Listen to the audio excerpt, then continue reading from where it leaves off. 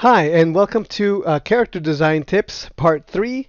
Today we're going to be talking about drapery and folds. Hi, my name is Luis Escobar. I'm a storyboard artist on the Simpsons television show. I've been working on the show for over 20 years now. And so far we've covered using reference and getting your gesture right, and then we talked about constructing and solidifying your drawings based on a lot of the figure drawing advice from Steve Houston. And I linked to a video with him doing that. But today we're going to be talking about wrinkles and folds. I'm not going to go in depth on a lot of wrinkles and folds, but what I am going to do is I'm going to explain, give you some really quick tips of the things that I tend to use that are really, really basic that will allow you to, at the very most, get wrinkles that that seem to be working as it is, because there's a lot to doing folds. I'm going to recommend some books that you could pick up and look at, or at the very least some reference online that you can just download. But the tips that I'm going to give you today are going to be whenever you're drawing folds right away, you can at least do these little things and it'll really punch up the drapery in your drawing. So let's begin. Drapery and wrinkles. Some good rules of thumb when adding wrinkles on drapery. Find the source point, start out flat. The wrinkles should reinforce the form, and less is more. So all this, let me explain. Okay, so remember that we're going over Andrea's drawings of this swashbuckler that she's got here. So far, like, she doesn't, it's not bad. She does have some wrinkles and folds here. What I'm going to be talking about is the pinch folds. They are probably the most common because they radiate from pinch areas. Before I even begin, let's take a look at some reference on folds. So here we have a page from the famous artist course on drawing, and it's a very, very good course. If you could find these pages, I highly recommend them. Some people have put it up online. This is a very difficult course to get your hands on. It's one of the best. It's very old. The information in it is absolutely some of the best you could get on basically anything having to do with drawing. In a lot of ways, it's the definitive course in drawing just about anything. So what we're going to be talking about is a little bit about this kind of spiral thing, a little bit. But we're mostly going to be talking about the pinch folds here, something a little bit more on this kind of a thing. Now the reason I bring this up is because we're also going to be talking about forms and wrapping your wrinkles around forms. So for example, these folds here that Andrea's got on this character are very much kind of like these folds. This kind of a drop, zigzaggy kind of a fold. But it's very basic. You're basically drawing these tubes and they're going around the shape. And you're just kind of zigzagging, letting them just kind of wrap around the shape. So I'm going to bring up this drawing that I've got here in blue. This is what we're going to add folds to. Ideally what we want is the folds to fall and define the structure underneath. It's not just a bunch of lines for lines' sake. We are using drapery to reinforce the solidity of our figure. That is ideally the best way to use drapery when drawing a figure. We are, yes, drawing the figure in such a way that it defines who the character is. The clothes they wear define what and who they are, and the way they wear it define who and what they are. However, once you figure out what the costume is going to be, then when you're actually drawing the folds, make sure that when you draw the folds, the clothes on the form, the drapery reinforces the structure underneath. This is going to be a little bit tricky because I don't actually have the costume that she referenced, but I'm going to give it my best shot. So I know that this is a very thick vest, and it's very unlikely that this vest has too many folds at all. However, this blouse absolutely would. Now, when drawing drapery, what I like to do is find the pinch points first. The pinch points are where the fabric is getting pulled as tight, and it's kind of the source of the wrinkles, where the wrinkles are actually coming from. So I'm going to try very quickly and fairly imprecise. Just gonna put in this clothing.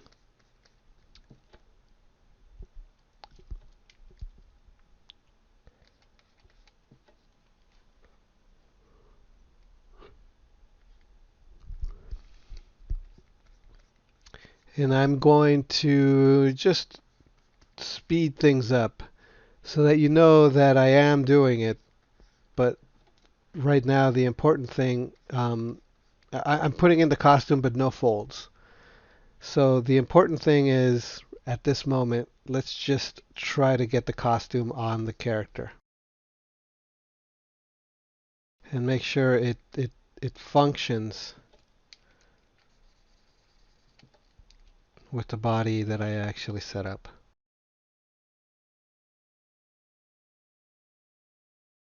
So really quickly, I'm going to take a look at some reference here, and based on the reference that I've got here, the definition of the breasts when you have a vest like this is pretty much non-existent.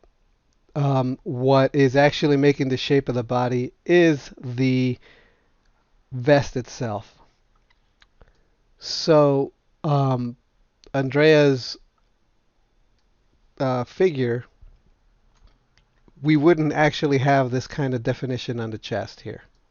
So what we're trying to do is simulate that. So we're going to be using, at least in my reference, because it seems like this is the closest match, is this one right here, because it's got this shoulder thing that Andrea put, and then we've got this going on without this extra straps and stuff.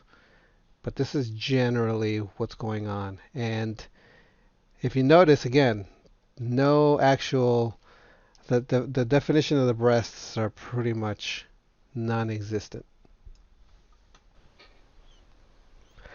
So this is obviously sped up. When making the clothes, and what I was thinking here as I was drawing this was to make sure to use the forms I had already established in the direction of the forms I already established, and when drawing the actual clothes to reinforce all those directions and all that construction, and trying to be clear with the perspective of the figure as I drew it, as I drew the clothes on top of it.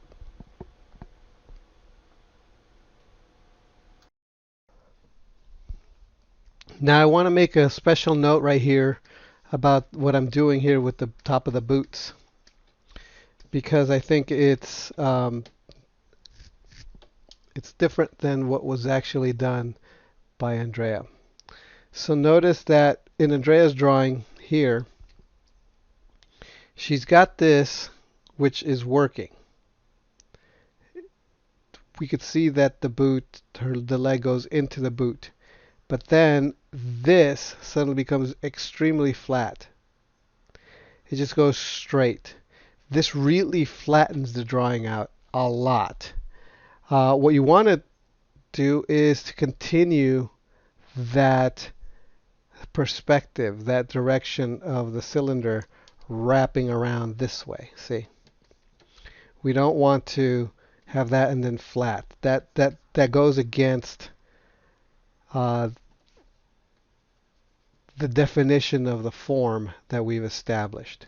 We want this to also be a tube. So basically it's a cylinder treat it like a cylinder. Okay, so you wouldn't draw a cylinder like this and then just flatten it, because then it loses all form. So you want to keep the form going. You want to keep the perspective of the form going. And that goes for everything that you draw on top of your figure. That's why you want to think about this stuff in 3 dimensions. This is this zigzag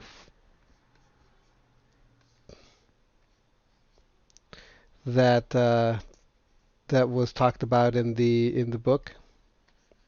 These zigzag forms. And there's probably a little bit of the spiral drapery here. But if you're doing the spiral drapery, it needs to be follow the forms. If you're doing the spiral drapery. So I'm just doing spirals right now. I'll put the drapery in later. Here we've got this going on here.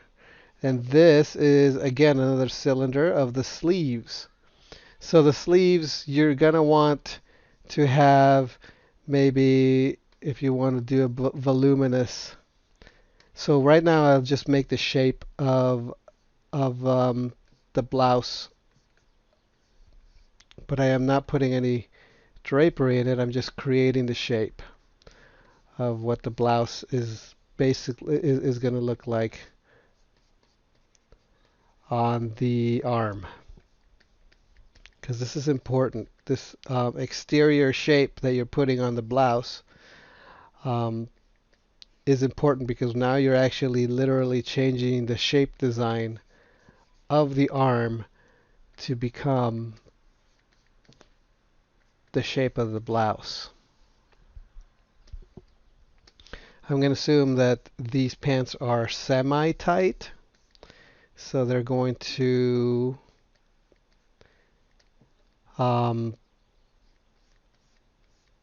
conform to her actual legs.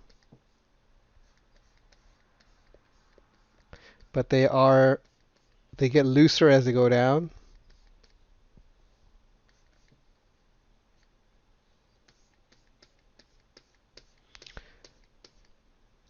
Okay, so I've just made some indications here of some zigzags. I just actually literally just drew a Z, a zigzaggy Z. I actually just basically drew spirals here, going with the form. And here I just drew the body shape. But what I didn't do is any actual wrinkles. But we've got the gist of what we want. Also, if you notice that the clothes is going in the direct, like I followed the center line of my body so that she's turning slightly. So that means that this part of the body, if anything, I should err in the side of you can't really see all of this too clearly. It almost runs into itself here.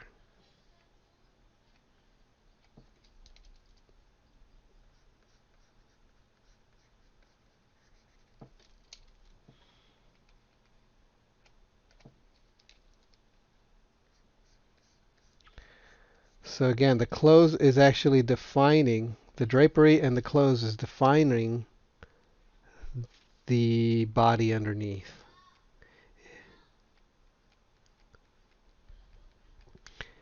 It's being the drapery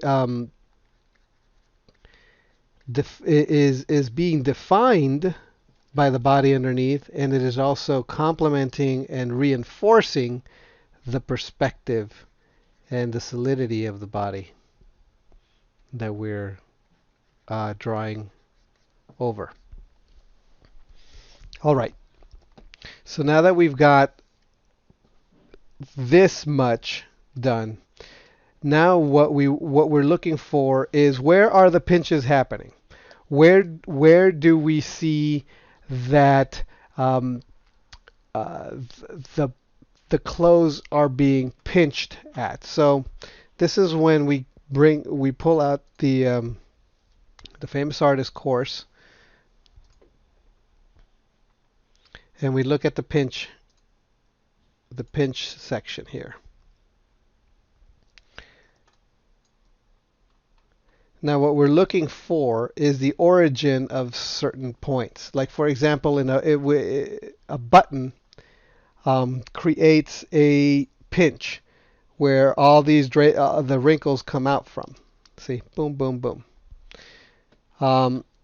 The shoulder, here comes a pinch. The pinch is right here, and then everything kind of comes out here. The shoulder, the pinch is right here. Everything comes out from here. So notice this is the origin of these um, wrinkles here. This area is the origin of these wrinkles here.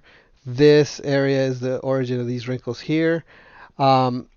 We've got this here, this arm, because it's pressing down onto the hip, it's actually pressing the pants, and so things are coming off of this origin here, like because it's possible that like the hip is going up a little bit, so it's actually pinching there.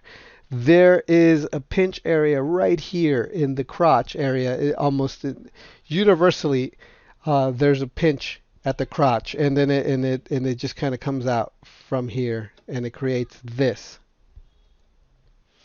The knees are also another place that often is a pinch point, especially if there is a slight bend to the knee. Um, this is the point where things radiate. So what I'm trying to say is that you're looking for the pinch because from the pinch, the wrinkles radiate from. They radiate from that area.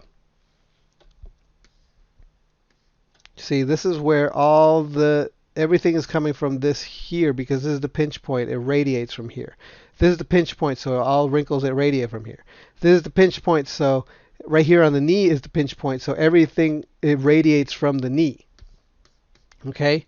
Again, see, this is the pinch point, so everything radiates from this area.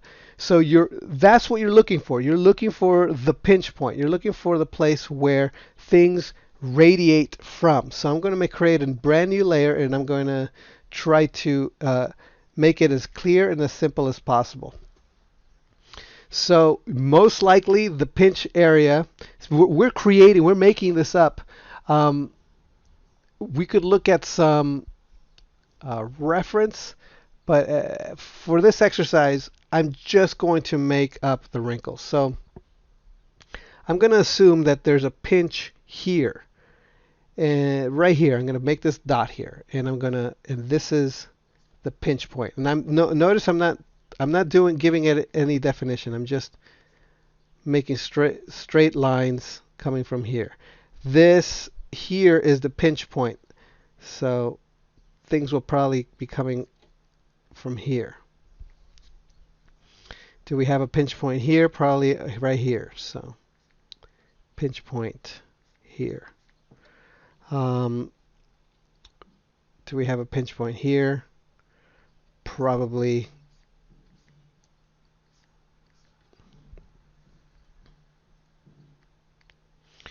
this is probably a pinch point. This here in here is a pinch point.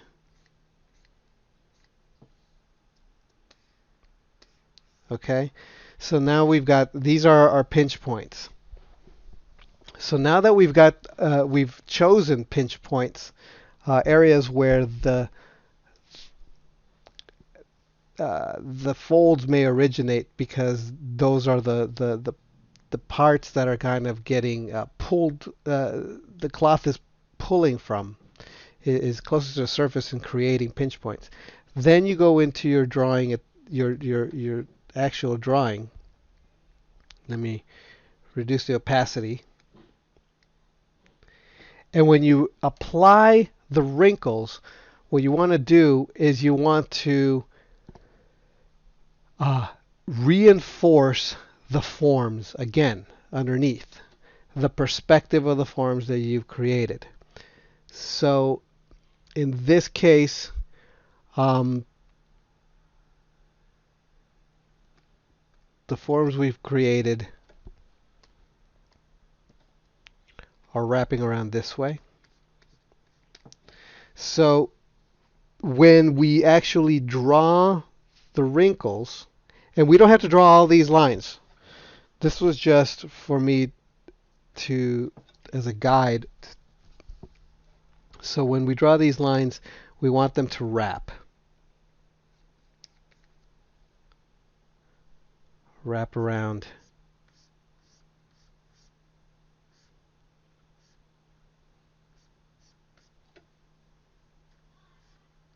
this arm.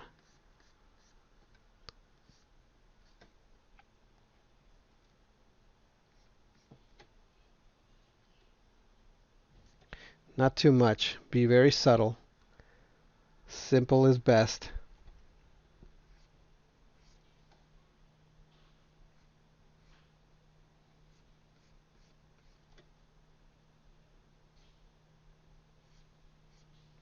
This should wrap this way.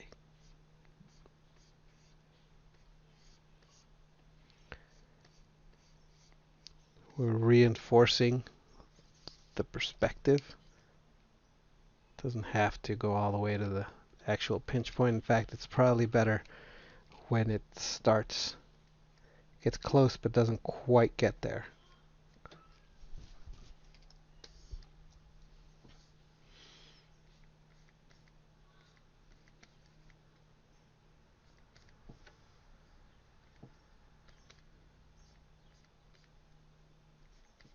It does help if you look at real wrinkles and how they work, so you could. This is a pinch point here too. I missed doing this, but this is kind of the way these shirts go. Or these blouses, when they're voluminous, they kind of have stitches or stitching that goes into that, so I'll just add that in there. Okay.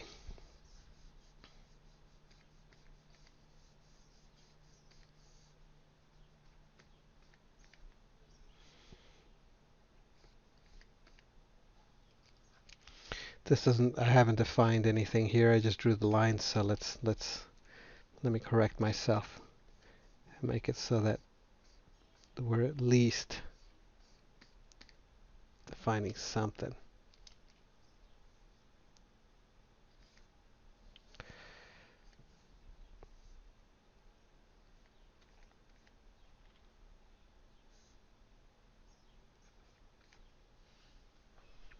This is another pinch point that I should address here.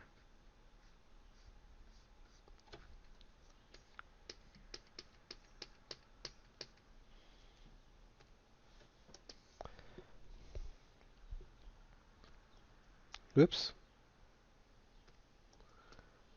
Okay, so right now this is what we've got. We've got these wrinkles here. Let's get rid of some of this line so we could more clearly see what I've done here. So we've got these wrinkles here. This is it's tricky because you want to put a little bit, but not so much that it messes it gets distracting. You don't want to overdo it. Like subtle. Just be very light, very subtle with it. See, this is too much. It looks really bad. So let's get rid of it and see if it looks better without anything. Or maybe just one. This seems a bit much.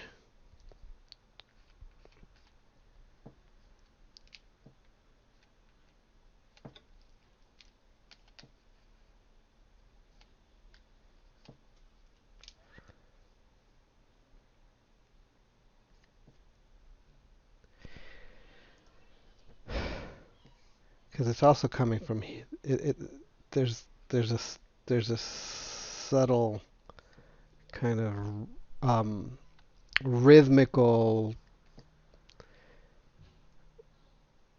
wrinkle here that might actually be happening. But her pants aren't that loose. They're fairly tight up here, so I'm not sure how baggy I should make this.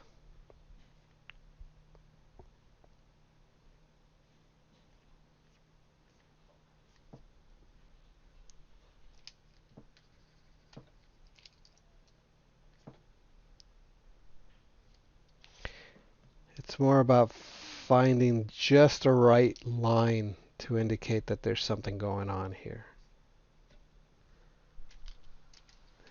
And it may be better to leave it without anything.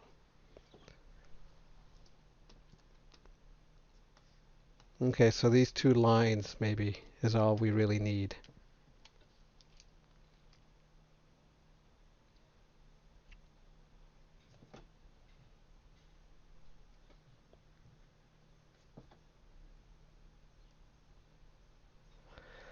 Okay, so these spiral um, wrinkles here are basically this. You're drawing the tube and then you're just drawing the wrap around this.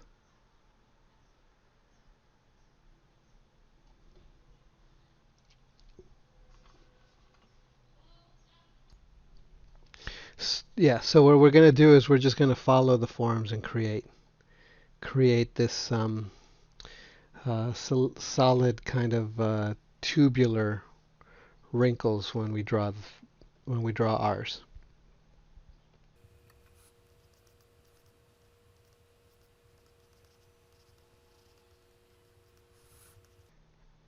But what we're basically doing is we're trying to make sure that we're following the forms here.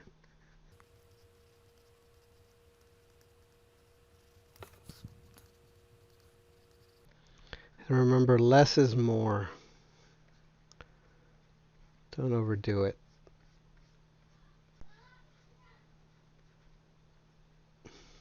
And try to vary the shapes here so that you're not drawing like a snowman or something that is very predictable and inorganic. So ideally what you want to do is you want to erase as much as details as possible so it's just so that all this stuff is more implied than, you know, meticulously defined.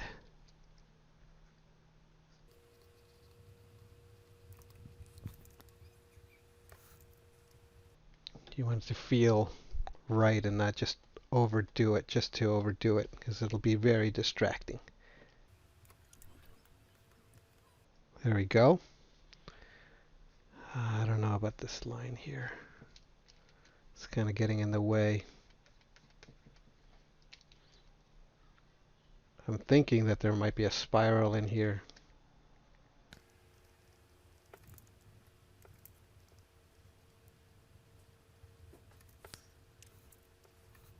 Yeah, I think that works. Okay, because like I said, I'm making all this stuff up and this is all bunching up here. This is bunching up here. So again, I'm not looking at any reference right now. I am just using the forms of of this construction that I've set down, and on top of that, I'm also thinking about pinches and types of folds. So we've got this zigzag fold here. So let's take a look at the zigzag and see how best to approach the zigzag. So a zigzag fold occurs when you've got a bit of a spiral going on, but one side is really tight and the other side is slack. And the slack side is where the zigzag occurs. So we're assuming that the back of this this boot is tight and the front is picking up the slack. It's got all this slack on it. So it's probably caused by the calf. So we're getting a lot of slack on the front because the calves are very tight. So the other side wouldn't have any folds, and this is where all the folds are happening. And a zigzag fold happens similar to our rhythms here, where one goes into the other, goes into the other. So the zigzag happens this way, goes in this way, and then it comes out this way, and they interlock.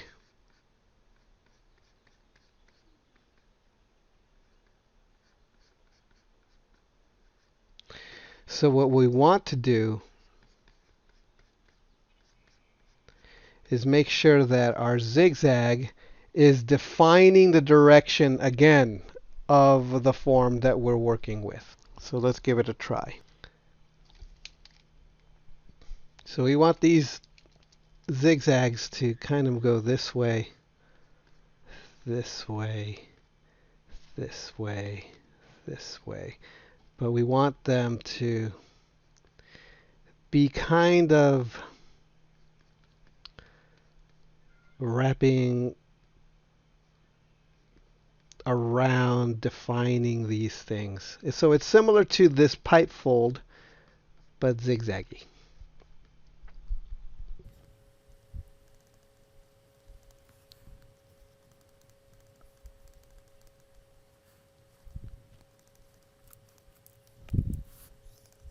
I'm trying to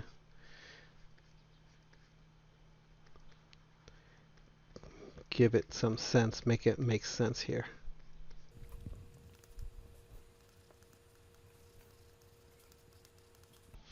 In a case like this, it really does help to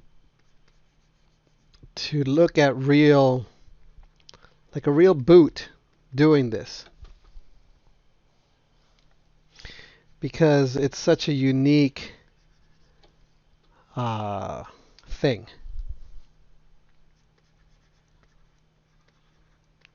And in fact, I do have the reference that I'm looking at right now, and I'll show it to you in a second. So here's the boot reference that I'm using. See all the zigzaggy? You can see it go this way, and then this way, and then this way, and you can see that this is going in here, and there's one going in there. It's very complicated. Same here. So I'm using that as reference for this. And then we've got this side, which is very similar, but we want this, and then this, and then this, and then these are, this has to wrap around. So when I'm doing this, if my cylinder is going this way, I have to make sure that the zigzag is still following this kind of theme.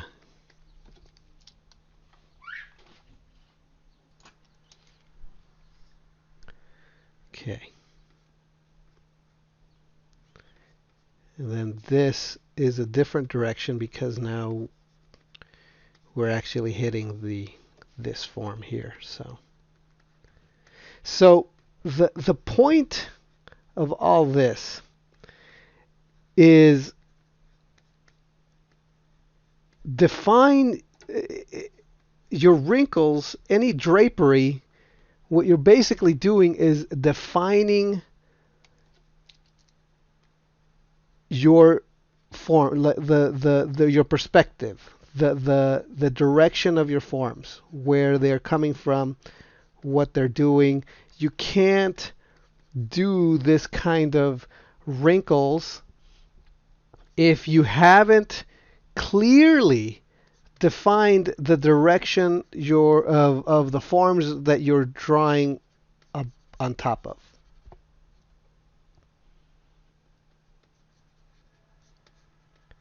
So that's why it's important to be clear when you construct your figure, to have uh, a clear understanding of the solidity of your figure.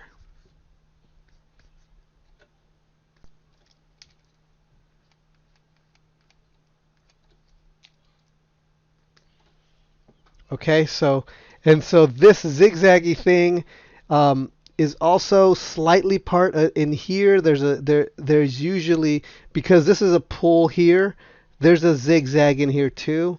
It's much more subtle. I probably don't want to do more in here because it would get too cluttered and clunky. This, on the other hand, is very thick leather. Go crazy, like try to like really like make this really thick and wrinkly. And again, and this is a pipe fold where all it's doing is defining the the direction and the form. And you can make this into a zigzag form as well if you want.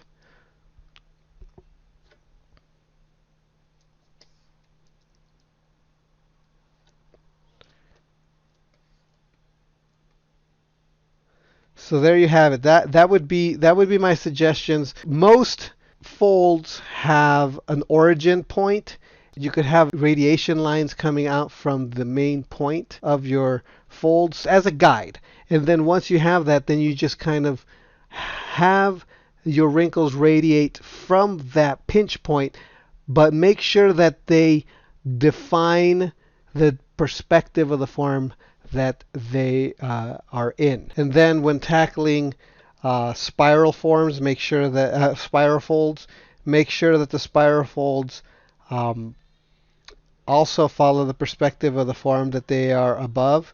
And then when you're doing zigzag forms, which are, like the little zigzag forms again, make sure that you're following the forms that you have established. And I think I made this boot bigger than this foot. Yeah, I probably should fix that. Suddenly this foot is smaller, and this. Let me just shrink this a bit here, so it's a little bit more consistent. In any case, so yeah, now the feet are a little bit more similar there. So yeah, that's what I would say. That would be my tips on making folds is find the pinch point and have it radiate. But when you radiate, make sure that it follows the perspective of the form underneath. Same here, same here. And spirals should follow the form underneath, and zigzag should follow the form underneath. And that's the I guess the secret of doing folds. There's other types of folds. Here, let me recommend a few books that are actually handy for studying folds. So the first thing you can do if you want to get some good information on how to draw drapery well is to find the Famous Artist course on Drapery PDF. So you can't really purchase it. It's out of print. So what you want to do is you want to Google it, Famous Artist Course, Drapery, PDF, and then you'll get all these links. And if you click on some of them, you'll be able to find the course. See, so here it is on Drapery. And you should be able to download it and you'll get all the information that you want on Drapery. This is probably by far the best source for being able to draw drapery that you can get. However, you could also go to Amazon and you can purchase this master drawing The Human Figure from Life, Memory, Imagination, with special section on drapery. And yes, it has a special section on drapery, and it is very, very good. It also teaches you rhythms and Riley method things. It's a good book, but I think it overcomplicates a lot of the rhythms that I learned in figure drawing. But it is a good book to have because it's a good figure drawing book in general, and it talks more about rhythm and Riley method stuff. Another place you can go to is this Drawing Drapery from Head to Toe by Cliff Young, and this is an excellent book. This is actually very much in the same vein as a famous artist. I don't believe that Cliff Young was one of the famous artist school guys, but he was definitely a contemporary of these guys, and his information is just as good. As you can see, he does see here pull and all this other stuff. So this is ideal. This is one of the books to get when it comes to drawing drapery. All these books, all the links to these books are going to be in the description below, so you could easily find them. And yes, and they are affiliate links, so thank you for supporting me if you use them. Vilppu Drawing Drapery, the clothed figure. This is Glenn Vilppu. He's one of my figure drawing teachers. You can't go wrong with Vilppu teaching you drapery. He's a great, great teacher. Yeah, you could find this book in Amazon as well. So those are the resources that I would point you to in order to be able to better understand drapery. I really only touched the tip of the iceberg. There's a lot more. I mean, obviously there's books written about this stuff. So this video is just some basic tips on drawing drapery, but if you really want to go into depth, those sources that I pointed to are very good sources to go to. So yes, that's it for this video. If you found value in this video, I would like to encourage you to go to my Patreon page where you can return value for value, and at the same time get even more value, because there I put up the videos sometimes even months before I put them here on YouTube for everybody to see. You also, if you have a question, I answer your questions first. I answer questions from people all over the internet, but when a patron asks me a question, I basically drop everything and I answer their question first, even if I'm answering somebody else's question already, because my patrons get priority. Also, you get a few extra bonus things depending on what tier you're at, but I try as hard as possible to include as many more bonuses of different things as I possibly can for my patrons. I encourage you to sign up. For $1 a month, you'll get the videos, and there are also different levels. Free JPEGs and things like that, high-res JPEGs of my work and stuff like that. Thank you for watching. I hope this was helpful, and I'll see you next time. All right, bye.